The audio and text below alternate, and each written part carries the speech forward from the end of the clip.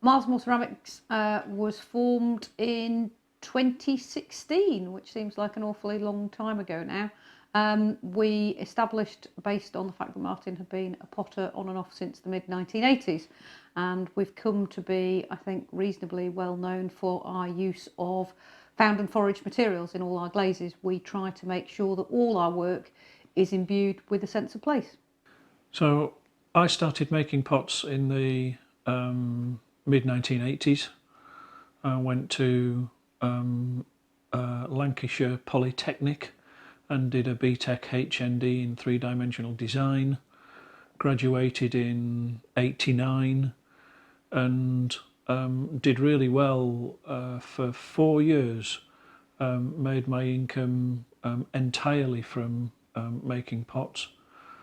But with a big stock market crash in 1993, when my biggest outlet in the UK, which was Liberty's one-off department in London, turned around and said, well, we can't really sell these pieces anymore, but if you want to make some mugs with a Union Jack on and souvenir of Great Britain stamped on the bottom, we'll take as many as you can produce. I said, no.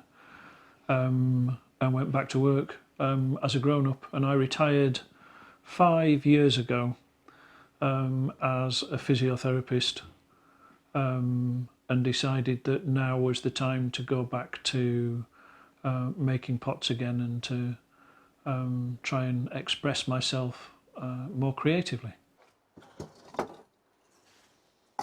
I suppose I could best be described as an accidental potter. I mean, I was very, very excited about pottery at primary school. We had a teacher, it was probably the art form I most frequently engaged with when I was little. And then all through secondary school, I had it in my head that I wanted to be some sort of designer maker, but as so often with people looking at creative careers, everybody around me kept saying, oh, well, you've got to be brilliant, and pretty much implied that I was unlikely to be brilliant, and therefore perhaps I should, concentrate on my academic subjects. So I went, and like a lot of people at my age, I did a business degree and faked being a grown-up for a while. When we set up Mars Ceramics in 2016, the plan was that Martin would make, that I would maybe help manage the business.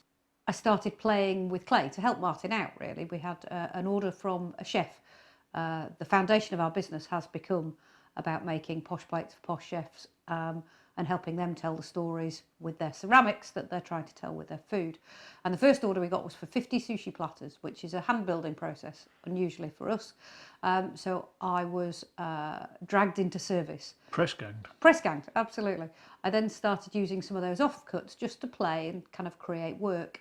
And we had an open studio event, which was part of Sea Art, which at the time was an open studio arts trail across Cumbria, much missed.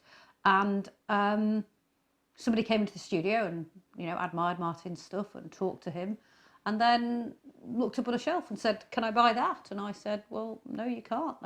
That's mine. I'm not a potter. And he said, well, I've been collecting ceramics for 35 years. I beg to differ. I want to buy it from you.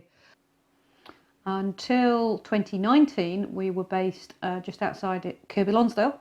But at that point, we have become artists in residence for the Bray Trust.